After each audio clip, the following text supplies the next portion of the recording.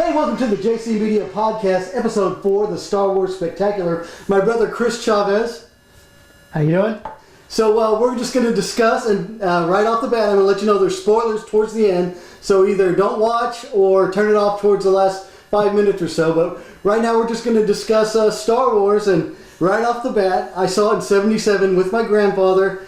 First time ever I've ever been to a movie with him, and never since. So he was on a business trip, he owned a restaurant, so he was up in Dallas. I went with him. Now, Chris, hold on. Yeah. We saw Star Wars. Chris, tell your part of it right off the bat. That's not the whole story. So at the time, my grandparents had a restaurant. My mom had left us with them, and she was going to. We were going to go to church with my grandmother at 6 o'clock, whenever church was.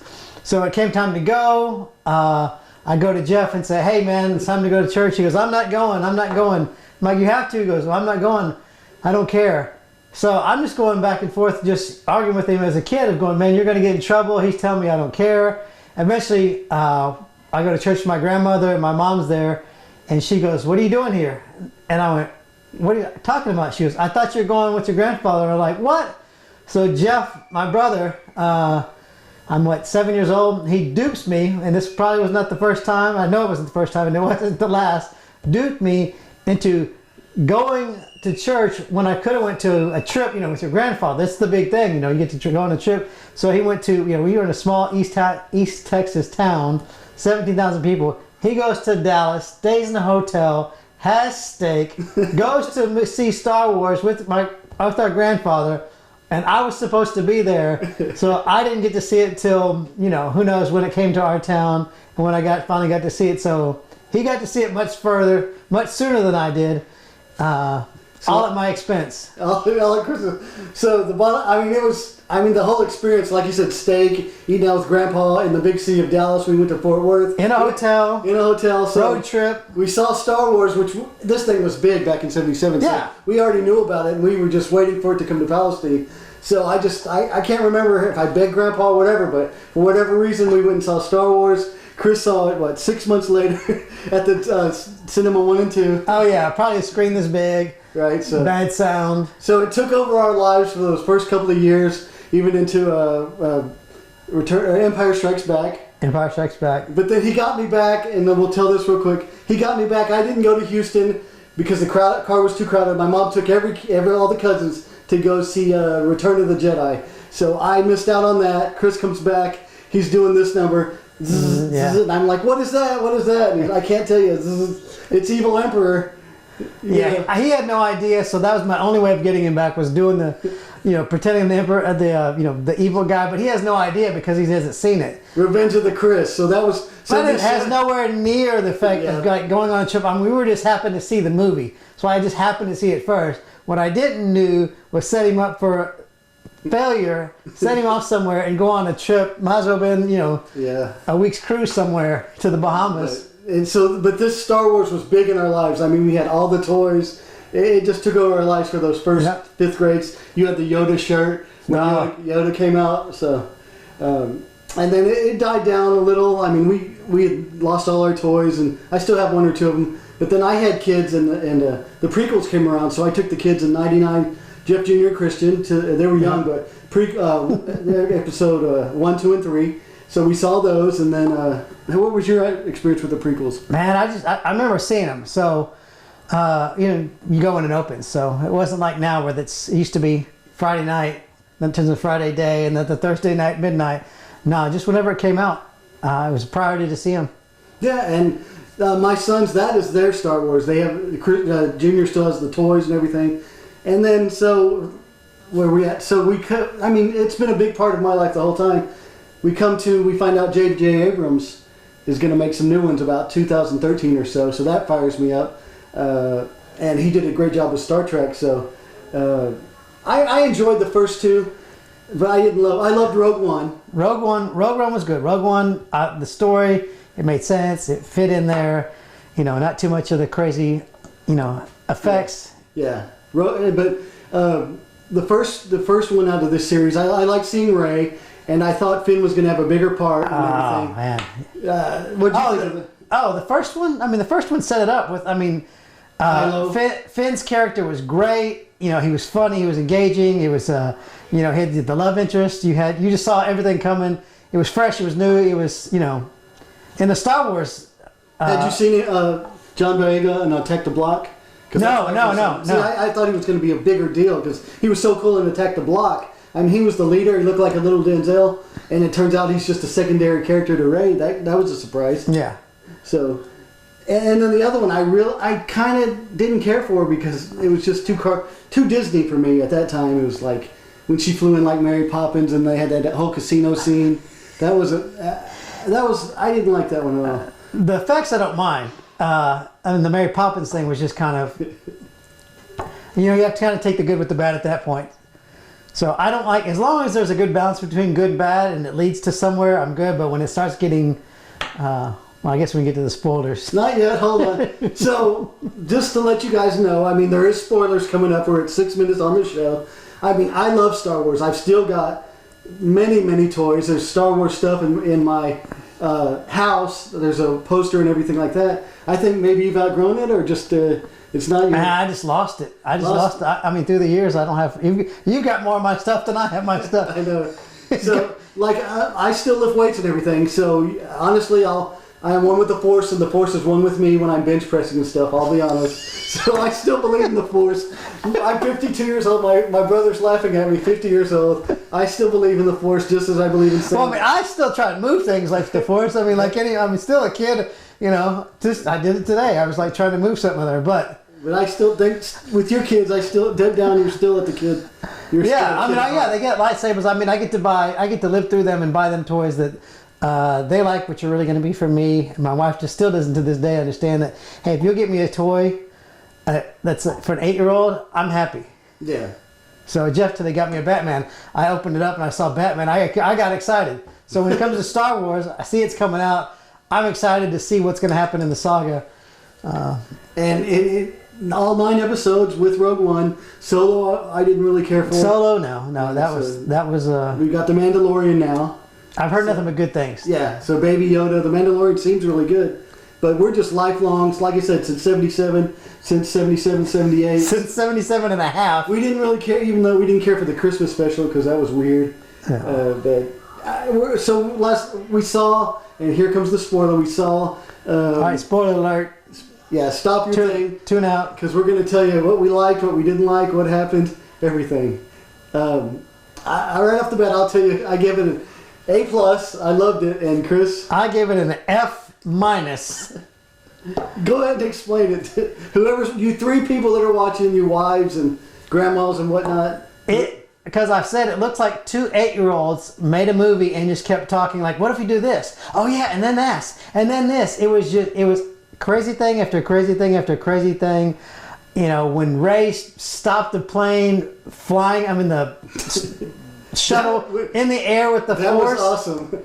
Kylo and Rey were fighting to see who could bring it down and let it go, and that was awesome. Yeah, so there were so many scenes from the end where they're just, this is an example of 8-year-olds, like an 8-year-old would have this conversation of going, hey, we need you to be a general. Princess Leia's left you in charge. I can't do this alone, Finn.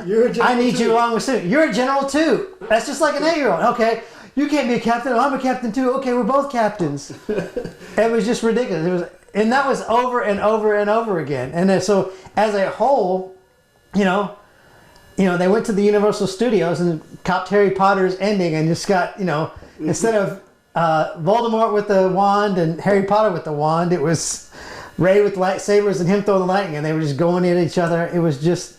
And I say that was the coolest thing ever. Good versus evil, underdog versus evil. We're talking, just that's the way man set up. I mean, we're always fighting temptation. We're always fighting the dark force. And here's this girl, this 120-pound girl, who they told her, Rey, we're all in you. Get up. And she got up But visually, it looked like they stole the scene from Harry Potter. So Harry Potter stole it from them. In the same way, like you could have said Rocky and Drago and just had a boxing match between her and them and said it's good versus evil. It was the same thing. Come up with something original. You're Disney. Well, when I saw...